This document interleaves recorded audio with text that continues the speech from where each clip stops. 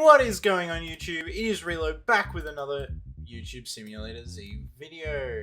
Now, just before YouTube Legends comes out, I wanted to make sure that we got a proper overview just of everything YouTube Z had to offer. Let's get into it. I'm going to do this as quickly as possible. We're going to try and go through everything in 8 minutes. Okay, so the first thing to start off with is the base game. Essentially, you click number 1 on this camera right here, you click or you press E until you get a full SD slot. After you get this SD slot, you come inside, you sit down at the computer and you open the video editor. You basically click on the video editor until all of the footage has been edited, you click export video and you click OK.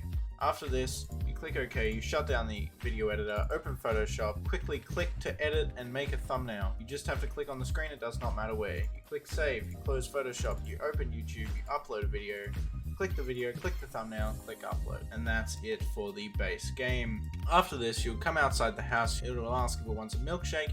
You'll say yes because a free item is a free item, and we'll move on. Videos allow you to get tiles, rubies, subscribers, and views within YouTube Simulator Z. The next thing to cover is rubies. Rubies can be seen if you go into the menu. You should be able to see them in this little box here known as your bag. If you click on these rubies, you'll be able to see that they are used to buy furniture for your home, such as chairs, cupboards, and equipment. You can access these items in the furniture store. As you can see here, we have a treadmill, some desks, chairs, gaming chairs on the walls, and even an indie chair here, which allowed you to get a 2x money boost if you purchased a real-life eWin gaming chair. I'm not sure if this offer is still available, but these chairs were majorly duped during the duping of Pet Simulator Z. The death of Pet Simulator Z Part 1 will be linked on the video here. As you can see, you can also get special items such as signs, doors, blocks, and minecarts. Tiles are another item in this game that are very popular, very familiar. You can check how to get tiles in my video linked on the screen right now, how to get tiles in YouTube Simulator Z. You can see how many tiles you have if you click in menu, and it's right up next to the rubies. As you can see, I only have 7 tiles right now, and you can use them to extend your studio.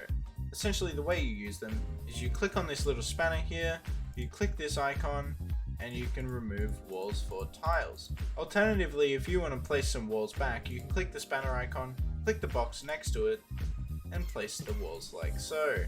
Every time you place a wall, you will get a tile, and each time you break a wall, you will lose a tile. If you have 0 tiles, you can no longer extend the space in your studio. This goes on infinitely, and you can keep getting more tiles as you progress through the game. Now that we're back on my main account, I can talk about the money. There are 9 different SD cards in YouTube Simulator Z, all of which provide a different money and ensure that you need to start from scratch each time you rebirth. If we go into the elevator here, we can see that there are 9 different floors here, each token representing a room. If we go into the first floor here, we can see that everything here costs normal money. However, if we go onto a floor, like floor 7 for example, we can see that everything here is now worth food money. Speaking of money, now's a good time to talk about rebirths. There are 9 different rebirths within the game that you can get corresponding to each different SD card. Rebirths are only unlockable when you buy the last item in the corresponding floor. If I go in here for example, this would be a food rebirth. Rebirths have actually changed since I used to play the game.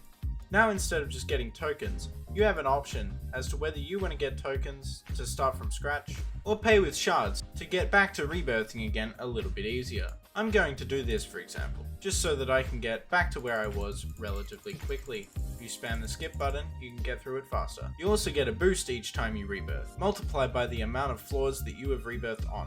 There are 9 different runes for the 9 different monies and SD cards that you can unlock within the game. These rooms have different computers and different cameras that you can use to train different SD cards and get a different rebirth as a result. This, for example, is the money room.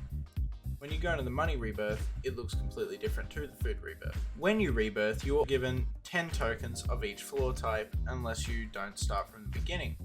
When you get these tokens, you can spend them in the rebirth areas.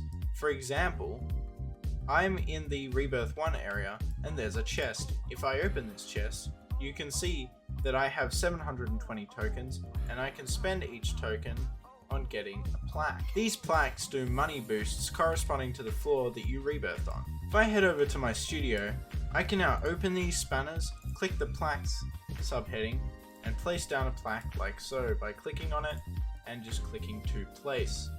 These plaques do a major money boost for the floor you've rebirthed on, but also a little money boost for the next floor as well. You can buy and place down an infinite amount of these and they will continue to boost your stats. When you run out of space in your studio, you can use a crafting table unlockable at your mum's house. You can craft chests, which allow you to store 5 plaques at once. If you put 2 chests into a crafting table, you can craft a safe, which allows you to store 50 plaques at once.